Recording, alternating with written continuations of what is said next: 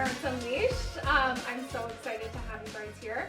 We're talking about queer families today and how you guys started your family, what it's like being parents. I think it was Victoria that told me every time she goes to the park she has to come out again, and it's just like, I'm just really interested to hear what life is like and how we can better support you. So Joseph, you were just saying you were a single dad. You cried for 6 months straight. Yes. Would you say the first 6 months was, well, they were born in Kenya, and then we had problems coming back to Canada, so I had 2 babies in Kenya, third world country. Finally, thanks to my social media and my followers, we came back. We got to come back to Canada. And nothing, the first 6 months, it was brutal.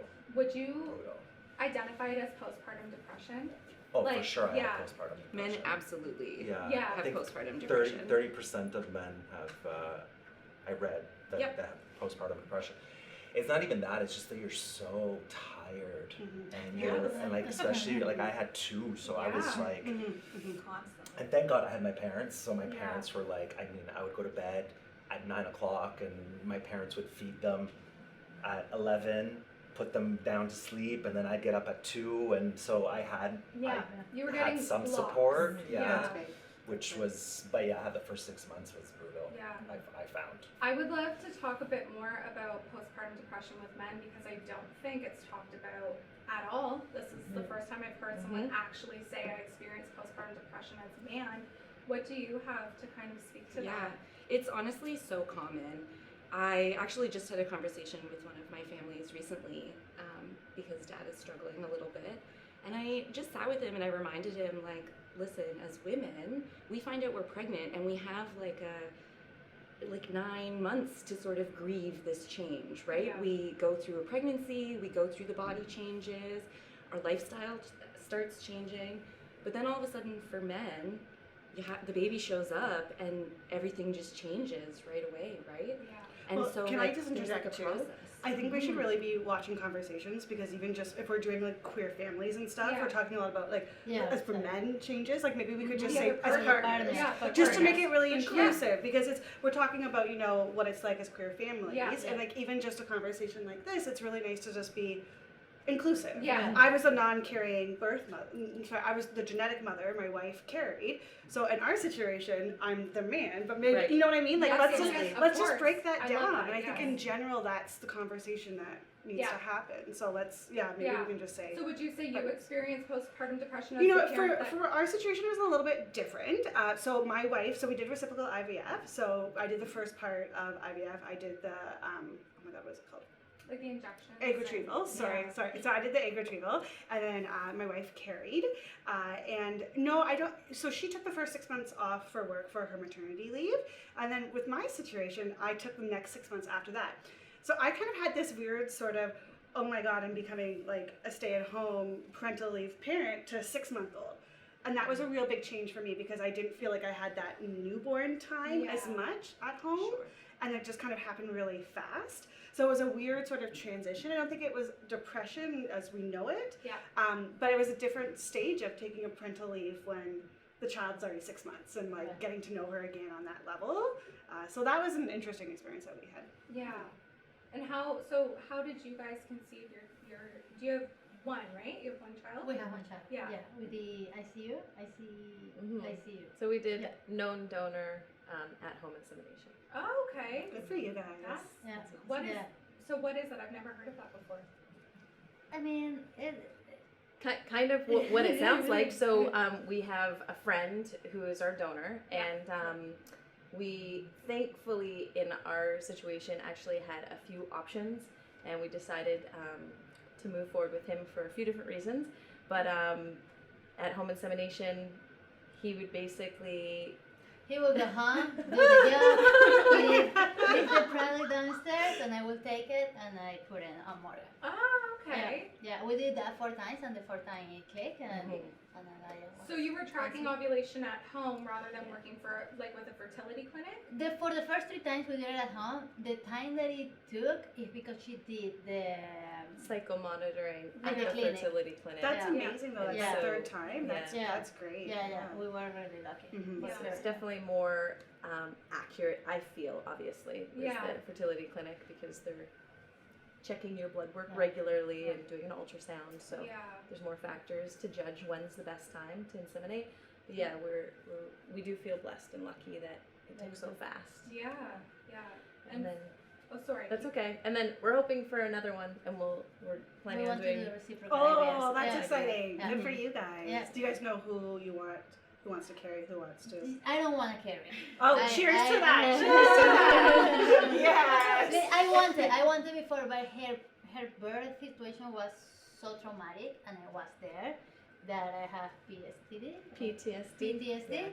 I'm like, no, Yeah. no. I would no. recommend hiring a doula next. Not. I'm probably a little far away. I know of mine. But I know of mine. I would really recommend bringing a doula in to help you with your next birth because Yeah. it might really help mitigate some of Right. that trauma for both of you. For sure. Yeah. And Felicia, how did you start your family? So I was actually in a hetero relationship. That's how I have my son who's turning 4 in November, and my story is probably very different in a way. So I came out during my marriage, and pretty much we separated, had a divorce, and now I'm a single parent of almost 4-year-old and dating and in the community, but I'm learning a lot from like everything that that I hear here, because I think I'm still very open in terms of like expanding my family and how that will look like, whether I think I'm like I did my first one, like I carried my first one and I gave birth. Obviously, I'm not sure if I'm Wanna Oh, do it again? want to do it Yeah. again, so depending on my partner, Right.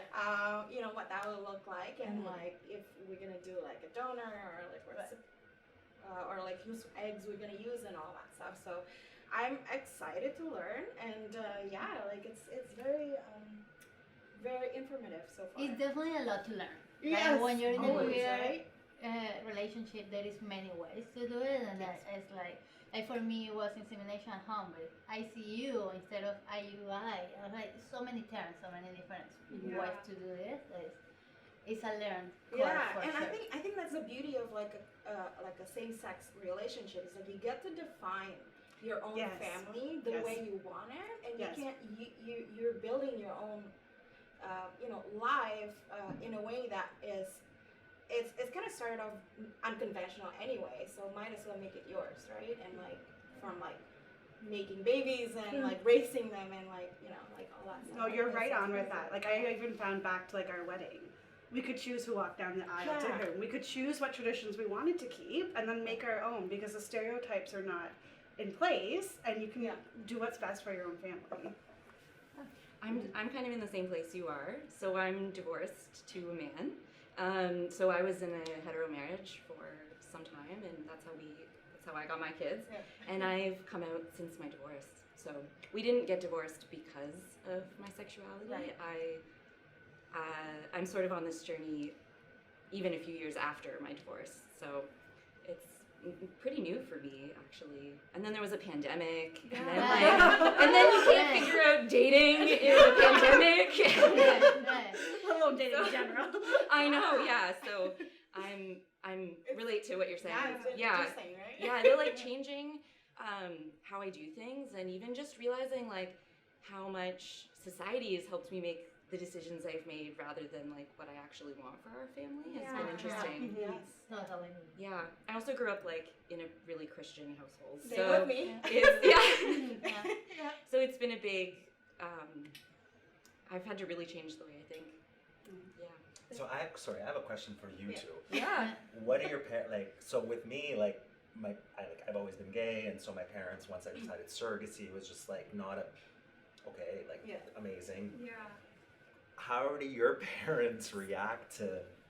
Okay, coming I out? did this. Yeah, I did the yeah. stereotypical what I need to do Yeah. as a you're Filipino, right? Indonesian. Oh, Indonesian. Yes, yeah. So for me, I was in a hetero marriage. We got a divorce. I didn't explain to my mom right away what the reason was. I was like, I wasn't ready maybe one day. But then I did get into a relationship after my marriage ended and all that. I was dating someone else, and it was just like that feeling of like I don't want to keep my partner as a secret. And so I was gonna come out anyway. It was just, I think like it was kind of like speeding up the time, and I was ready for whatever consequences it was gonna be. My mom is very, very much religious, still go to church and all that. And I did come out, and unfortunately, it didn't go that great. Up to this day, I still haven't really, had that relationship mended. I was really close with her. She was really close with my son, but since I came out, that relationship kind of, at least for now, on hold. Even with your son? Even with my son, because I'm not sure, I think I didn't grow up in a household where we talk about emotion openly, or, the way I was parented was very different, and it kind of helped me. Like I want to break the cycle. I want to break the generational trauma, or like just the stuff that I learned. I want to unlearn all that while I'm reparenting myself while I'm parenting my son. It's hard because it's like a survival instinct. Your parents, you kind of like need that support, but for now, I think it's my door is always open, but like it's just like we're not there yet. I think it's gonna take her some time to kind of be okay with it and just accept me for who I am. I didn't talk to my dad for 4 years when I came out, so they Yeah. need their time. So. Exactly. Yeah. Just like- I think they have to reset their expectations Yes. too, right? Because they had this idea of what your life was going to be like. Like Yeah. all parents Of their do. belief, Of right? course. They grew up with Yeah. that. They Well, do. especially getting married and Yeah. having children. Have Yeah. they Yeah. talk? Yeah. It's not that like you come out and you're like, okay, then now I'm gonna get married now Yeah. to Yes. a man or to a Yeah. woman or. Well, when I came out, one of the concerns of my parents was that we don't want to have grandchildren. That's Absolutely, the that first same thing, here. As right? an only child too. like- Yes, definitely. And they put it in your mind, and you just start thinking your future. Well, I'm gonna travel and have money, I guess. You never realize that you can do it. Yeah. I mean, I Yeah. come from Venezuela, which is a very conservative country, Yeah. so this wasn't even an option. You know? Yeah. Mhm. And I agree. And in their mind, especially for my mom and her generation back still in Indonesia, that doesn't exist. Yeah. Like, No, No. you don't have see. family. You don't see. There's No. a visibility Yeah, Exactly. of Yeah. different families made with love. Like they just Yeah. don't exist. No, They yeah. just It's don't unfortunate, exist to but- this level that there's more visibility today. But which is why we're doing this today. Yeah. Just to kind of bring awareness that no, like we can have a family. Like There's all different we can types have of kids. families. different types. Yeah. of All families. different types of Yes. families. Yeah. I think that's actually a really cool representation of all the different types Yeah, of families. Yeah. definitely. It's a This very is good probably- mix, for sure. Yeah. I don't want anyone else to be offended. But I am loving this cast and this conversation. Like I feel like Yeah. this has been great. I'm looking at our camera guys and they're just like, Yeah. yeah. We're not cutting us off yet. Because So. this is honestly like this is exactly what we were hoping Parents Unleashed to be. Is just like bring awareness to different types of families. And I have to say, like as a mom who had 2 boys and then had a baby girl afterwards, I like had to tell myself going into it that whatever I got, I had to be okay with, and know that my daughter one day may not be what I had expected or dreamed of her to be. She may want to grow up and be a man, or she may want to marry a woman, or she may not want to have children. Like you just, as a parent, we have these expectations that I think, especially when you come from like a European, Italian background, very traditional, and I think parents have to kind of reset their expectations, even with neurodiverse children. I have a Huge. neurodiverse child, right? And you just have to go in knowing that you're gonna get what you're gonna get, and you don't know what's gonna be on the other end of the umbilical cord, and just love your child for who they are. And I think that's something that parents need to work towards, and I think our generation is doing a great job of kind of changing that conversation. Yeah, Yeah. absolutely. This is interesting because before Alaya was born, and I was probably like 8 months pregnant. We hadn't named her at the time, which was, I felt, was one of the most stressful things about being pregnant, was figuring out what we're going to name our child. Yes. That was like many debates and conversations and something that was looming over our heads. Especially in to the figure out. two-female household too, when there's a lot of talks about feelings Yes. and emotions. And options. Absolutely, Everything like that. absolutely. But we were talking, and even in we have quite a liberal mindset, but we're still thinking like, what do we want for her? And at the end of the day, we're like, we just want her to be happy. Yeah. Right? At the end of the day, we just want her to be happy, and that's kind of where her name stemmed from. Yeah. Alai means happy, and so I love that. finally it was an easy, after that conversation of, at the end of the day, she can be and do whatever she Yeah. wants, but obviously being a good person, but be happy. Yeah. And so finally the name came easily, That's beautiful. thankfully. I love that. And is that Venezuelan? Does it bring in? No, it's from the Basque countries in Europe. Oh. Yeah, I found it in a movie. And I Googled it and it just clicked. I was like, It was "What the is selling that?" feature. She's like, what Yeah. about a lion? I was like, She's like, it means happy. Yeah, yeah. We're good. I love that. So, Joseph, you said you were a single dad at the beginning. So, did you choose to have children without a partner? Yeah, so I was in a relationship and I always wanted to be a dad. So I always wanted children. And my partner at the time, my ex-partner, thank God we broke up, because or else I would have had 3 kids. And so at first when I decided, okay, like I was 37, I'm like, okay, I don't want to be like 60 with a toddler. Like I already don't have Yeah. energy, let Yeah. alone. And so nothing. So then we kind of started it together, but I could tell that he wasn't really like like none of that Some stuff hesitation. was part of that. Yeah. In fact, thank God I was single, because I knew the names I wanted. Oh, I'm so Anybody jealous. Exactly. And yeah, so then I decided to go through surrogacy, and then I had a really tough time. Like I went through 5 embryo transfers, and so after the second failed transfer, and it's brutal. Like every time, like they come back and they say It's really difficult. it's just you feel like you're killing something, you know. And Yeah. anyways, after the second one, he just was not there, and so I was like, well. And you kept on going. I kept on going. Yeah, Yeah.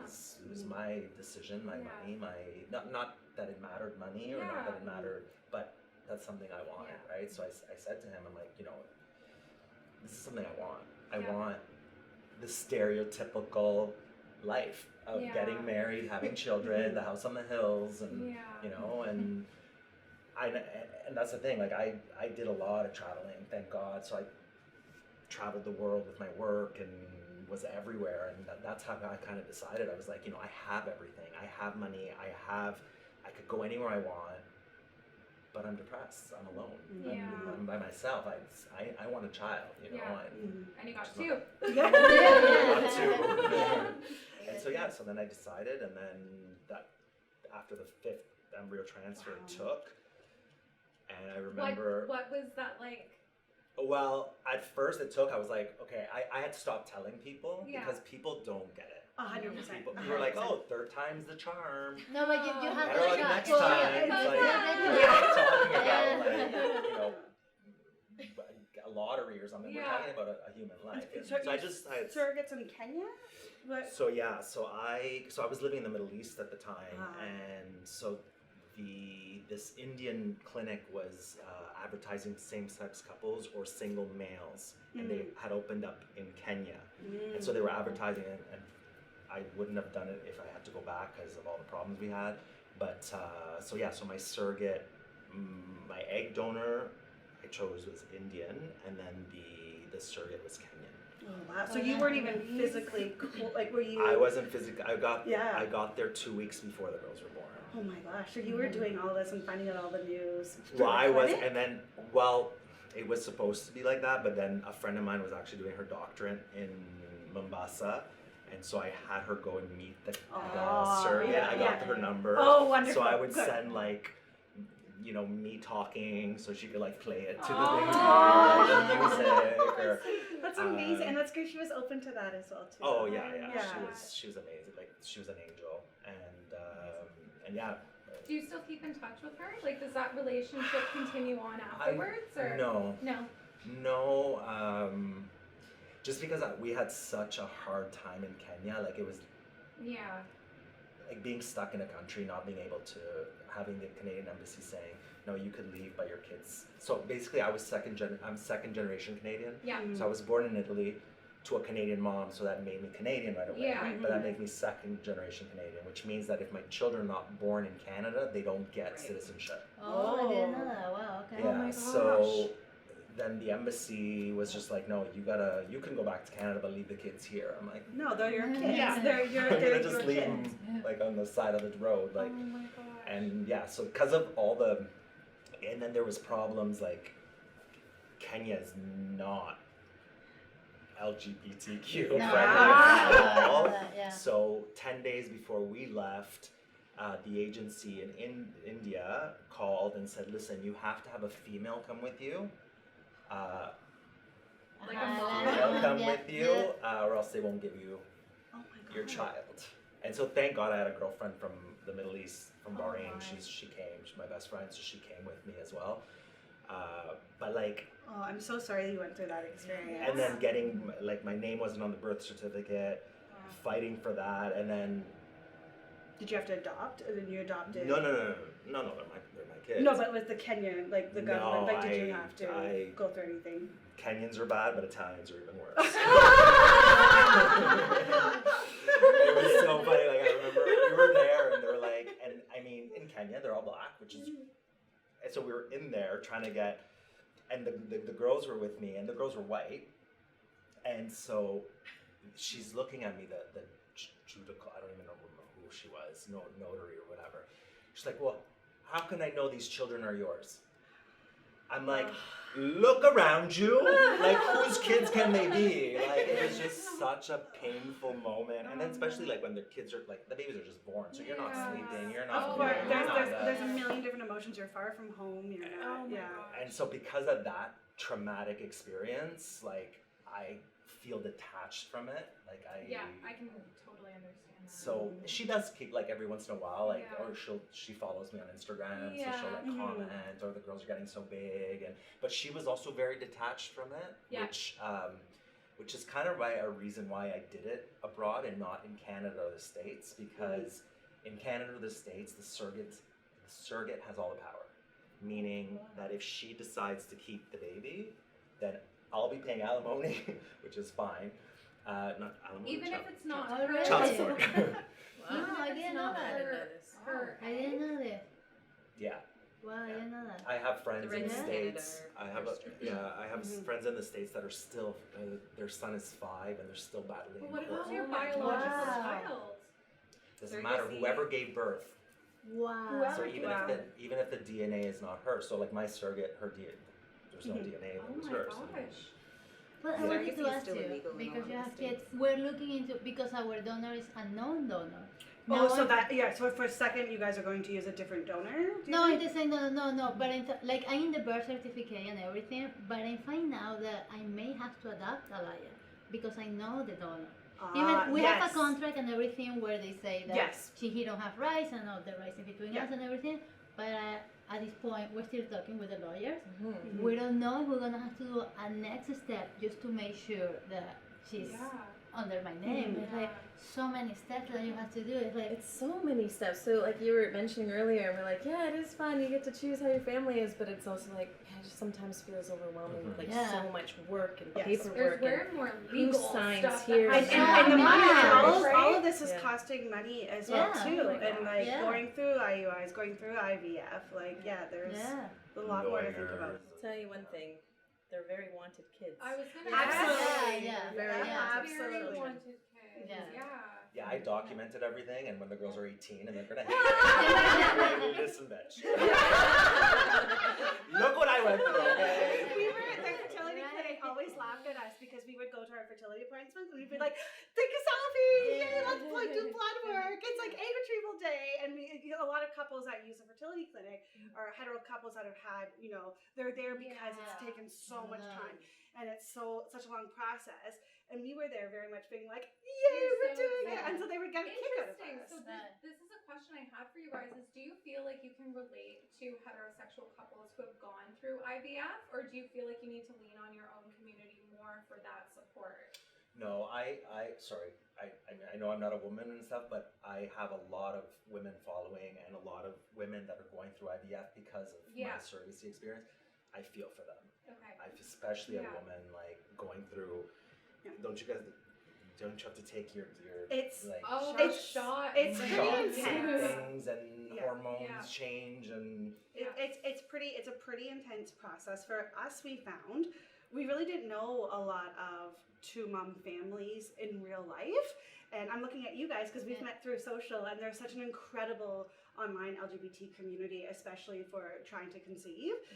And so we really started following along with those families and learned about the reciprocal IVF process, because we truly did not know anybody who's created a family like how we have. We've met other families since that by connecting online, but this online support was really, really important. When we eventually announced that we were pregnant the first time, it was fascinating because all these people from different walks of life kind of came out to us to say, we used an egg donor, we did IVF, well, we had fertility issues. A lot of heterosexual couples. And it's not talked about. It's this thing, it's this myth that fertility, going through fertility treatments and procedures, it's emotionally draining, it's physically draining, you need your community, but there's still this sort of myth around this that you can't speak about it. And it was very much like, you did that, I did that too. And it's like, let's change that dialogue, let's be there for one another. I'm wondering this as well. As a heterosexual mom, I compare myself a lot to the moms on social media and how they're like keeping it together so flawlessly. Do you find... Oh, that's bullshit. This it's a little horseshit, but do you find social media more of a positive space because you can connect with people from your community? 100%, yeah. For us, 100%, yes. We just got back actually from vacation. We were in Prince Edward Island. When we were there, we met up with our friends that we also met through social, and they have a little daughter now too. And to see our two families together, and it's, yes, I think social gets a bad rap a lot of times, but for us, we have found our best friends. We have found our godmothers, our guardians, and I literally could not, I think, be where we are as a family without the support of an online See, I don't have gay men don't follow me like as a support system on social. Yeah, interesting. It's women. I have 80% women following me. They're all moms. Interesting. Yeah, gay. I mean, I don't know. Correct me if I'm wrong, but even in a heterosexual couple, I feel that it's more of the female that wants to have the family. Am I wrong? I don't know. I could be wrong, and I'm generalizing this really like. I see all kinds. I would say like, because I go into lots of straight families as well, and I see the full range of dads and partners.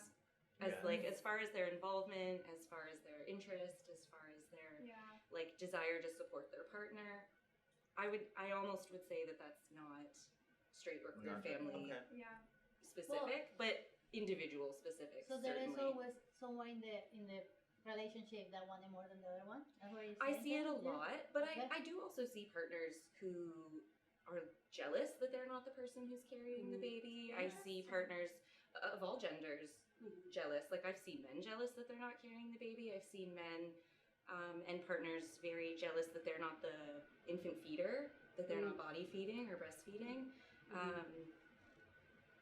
I've seen it from all kinds of people. It's interesting you say that. So my husband, his thing is, and my husband, like, he doesn't have social media. Maybe if he did, he'd be following you. But he goes and watches people doing, like, welding stuff on YouTube. Like, that's where he gets his, like, joy from. But his thing is that as soon as I became pregnant, everyone was there for me. There was coffee dropped off on my front porch when I was having a bad day. Everybody was showing up for Annie. Nobody showed up for Dave.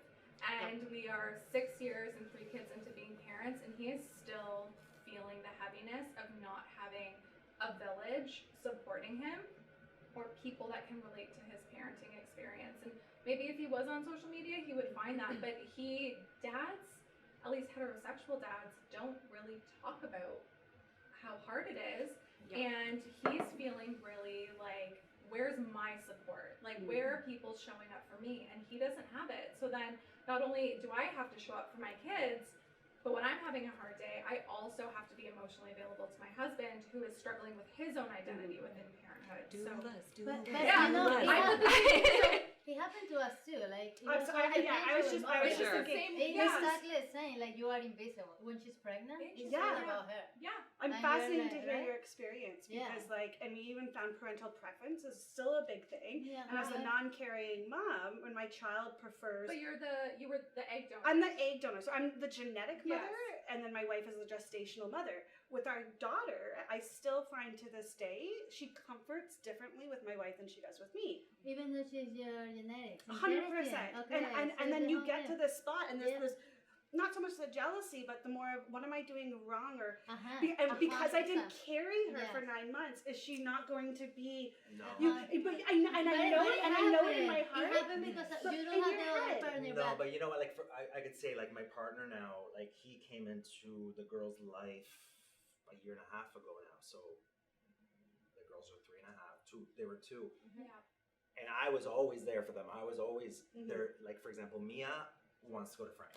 If Yeah. Frank is, as soon as Frank comes home, she goes, to, and I'm like, Hello. I would just every night. I get and you want to go to Frank? Go. I get offended. I get offended. Okay, this is really nice to hear.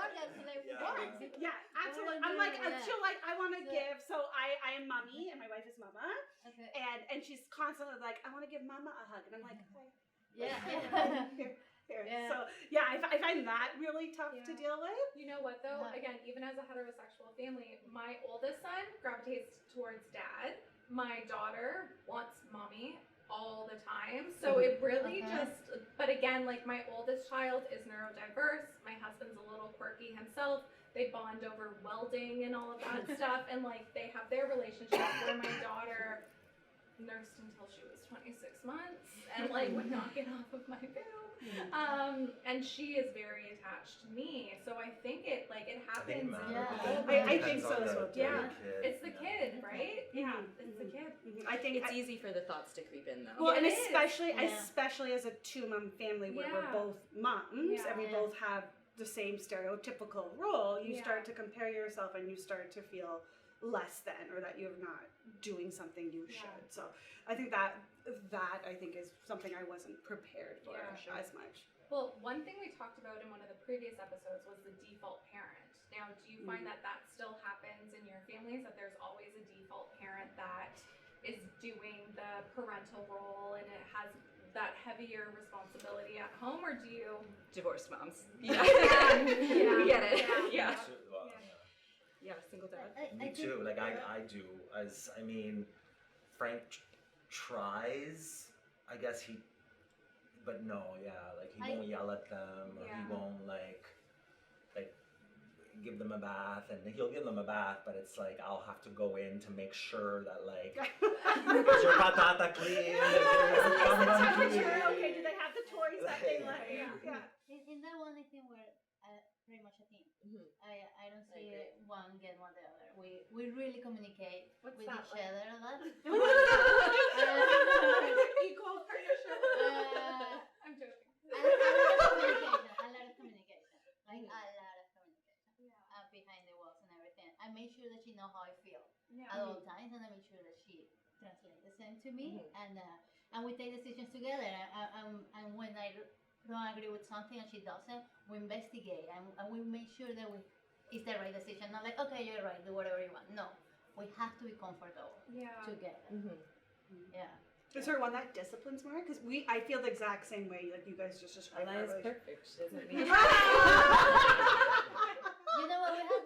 We grow up in different households and different cultures, so we have Right. different ways to teach her things. But what we talk about it, and I think we understand each other pretty well where we come from. Like for example, if I told her like, sometimes you have to let her discover the things for herself, like because she's there all the time.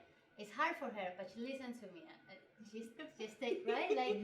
But I show her why it's important. Like I show her articles and study and doctors and everything, so she understands. It's not just me saying, "I want you to do it that way. It has to be that way." No, and I think that's what makes the difference. And actually, I have a question for Joe. So you were single, and then you pretty much brought in your partner to be a parent. when you were dating, do you kind of like care about how their parenting style is? Do you ever expect them to be stepping in very early? Dating in general sucks. I agree. That was gonna be With one of my kids, questions. without kids, straight, It's gay. awful. Sucks. Online dating. Dating after divorce is Dating in your right? Yeah, I feel like this is a whole separate, like, That could be a yeah, whole yeah. conversation. We need a whole other episode of Yeah, dating. we do have a Dating with like, us, a dating episode coming up. Stay tuned. Definitely, like it's when you meet someone, for me it's important financially. Like I got 2 girls. I like Louis Vuitton. My girls will like Louis Vuitton. No, okay. But not. I don't mean like. But financially is important. Like Yeah, you can't absolutely. be a bum. Like I'm not attracted to that. I need someone like I work my ass off. I need someone that works their ass off. Like so. But then when it comes to like how are they with kids, like even introducing the first time, it's like, we waited a couple of weeks, so it wasn't long. Weeks? Well, I mean, I'm a single dad, so I can't And give the and kids your kids anyway. are young. They Yeah. wanna be with me, You're you gotta come not home. free Yeah. weekends or anything That is like true. that, Yeah. right? I always have them, right? So if I Yeah. wanna, if you wanna hang out, we Yeah. gotta hang out at home. Like I'll put the girls to bed and we hang Right. out. What did but- you tell the girls? Because they're young still. It was just slowly. So they call him Frank or Frankie now, but nothing. I didn't really tell them anything because like they don't. I mean, they were young. Yeah, 2.5, and Yeah. then I found dating has changed a lot as my kids have gotten older. Because now they They get well, it. now you we gotta see. hide it. Yeah, I do. Yeah, I mean, I'm not dating right now, which is fine with me. But I mean, you I have a find- whole platform here. I'm unavailable. But I find just like having the conversations becomes a little bit tougher because we really do have to say like I am seeing someone, but it's just not ready for you to meet them yet, or having conversation about what is appropriate, what isn't appropriate when we're with new people. Like it's hard to have those conversations when it's someone you're attracted to or someone who you trust but it hasn't been around your kids yet, or to say I have an autistic son, so it's very common. It makes it even harder. Yeah, someone does. comes in and Yeah. needs to take a lot of time to really get to know him and how he operates and how our house operates. And I think we as a home are just not your like traditional home. I mean, my work hours are really unstable and Right. irregular, and my support system is not like a traditional family support system. So it takes a lot of time to find someone who fits into that logically, but also emotionally.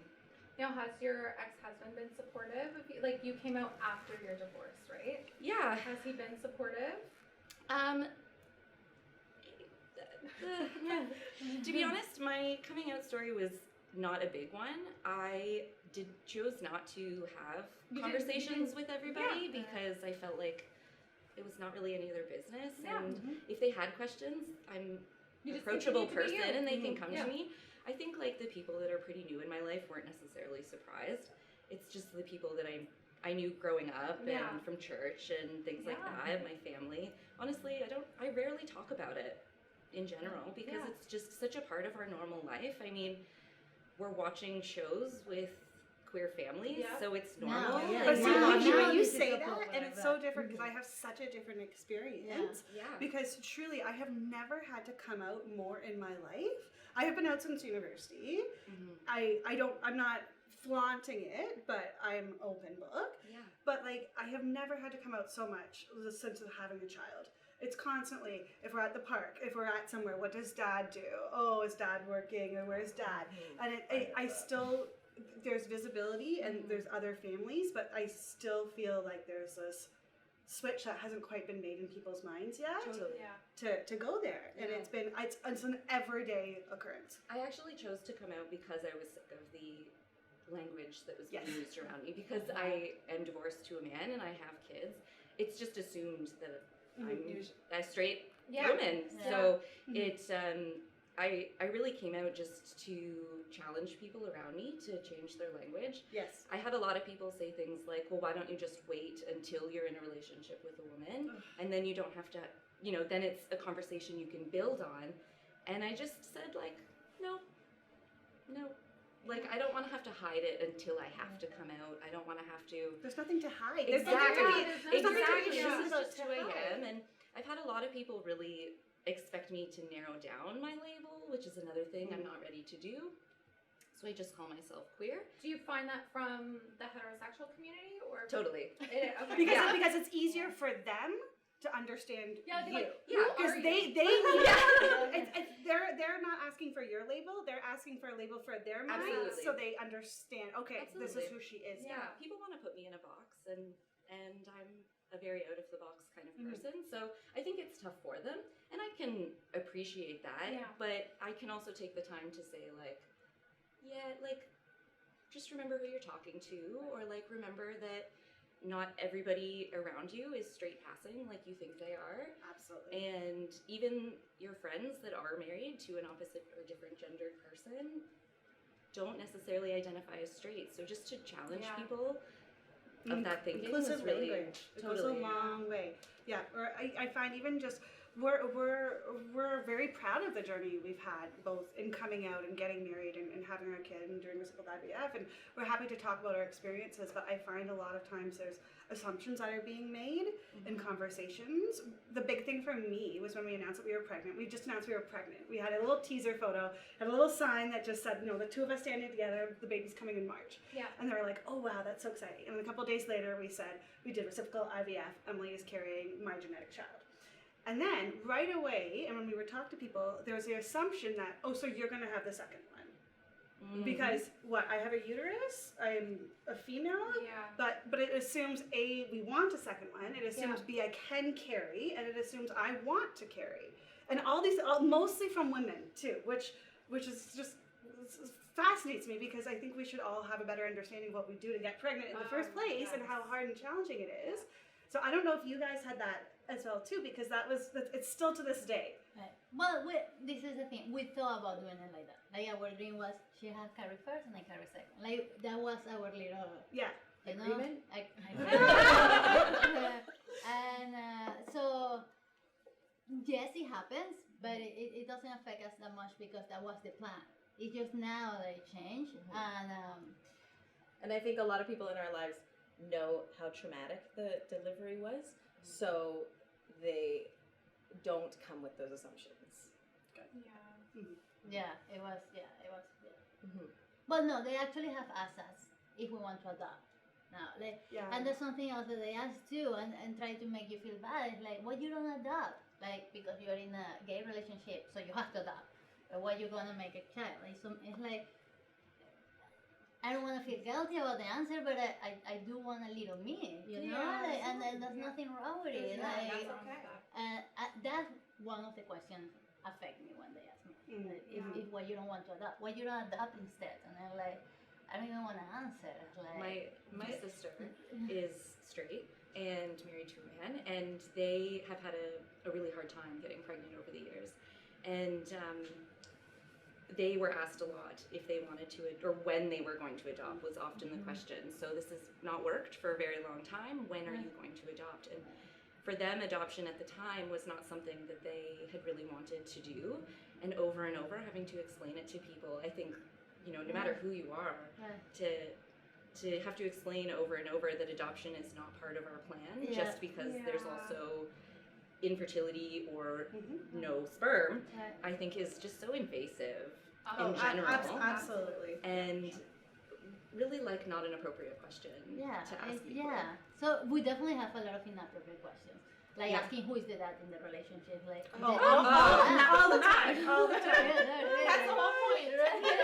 Seriously, I love that. We're 2 months family. 2 months. Like mama, mommy.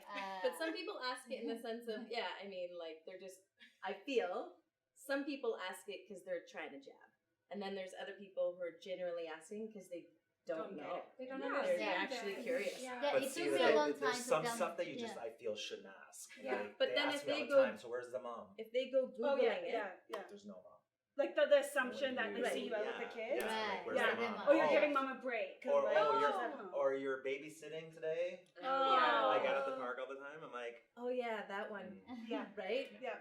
yes, I'm babysitting. And I'm sure your like ability to hold back, Oh, it I just don't hold like back. goes away. And the questions come either. The Yeah. part of the day. I mean, you have to. I find you spend a lot of time, or maybe I do, just like reading people too, right? Because you're like, oh, is this going to be somebody I'm going to come out right away with? Yeah. Is this somebody I'm just going to try and drop it in conversation? Am I going to have to correct them? Like, where do they stand? How do they feel?